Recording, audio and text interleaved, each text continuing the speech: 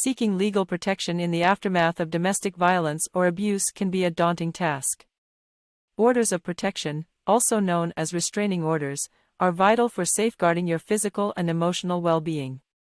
It is crucial to comprehend how they function in the New York Family Court. In this comprehensive guide, I will explain the various types of orders, the process of obtaining one, and what to do if the order is violated. Let's dive in and take control of your safety and peace of mind.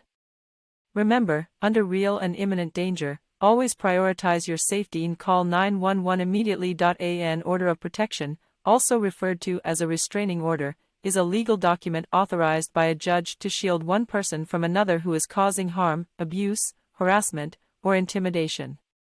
It establishes boundaries and limitations on the conduct of the individual causing harm, ensuring the safety and well-being of the victim. There are three main types of orders available in New York.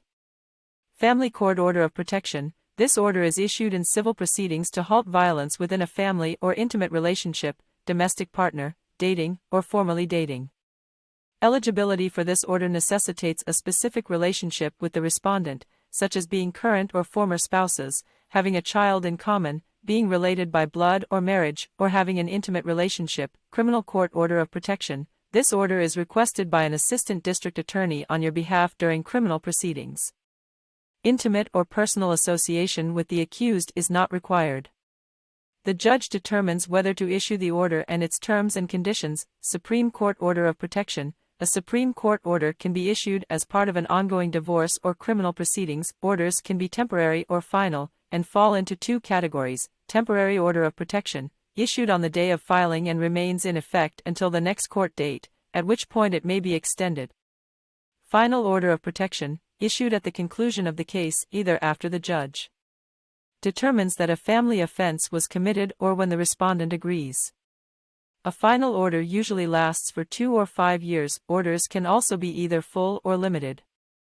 Full Order of Protection requires the subject of the order to stay completely away from you, your home, job, and school, and prohibits abuse, harassment, or threats. Limited Order of Protection allows the subject of the order to maintain contact with you but prohibits abuse, harassment, or threats. To obtain an order from the family court, file a family offense petition with the family court clerk.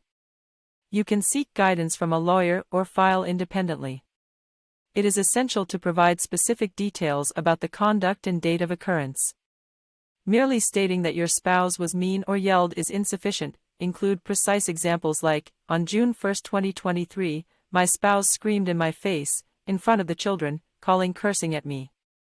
For curses, please use the specific curse word. You can also mention instances of physical harm to property, such as, my spouse, in a fit of rage, punched a hole in the wall. Excessive phone calls or text messages can also serve as grounds for seeking an order.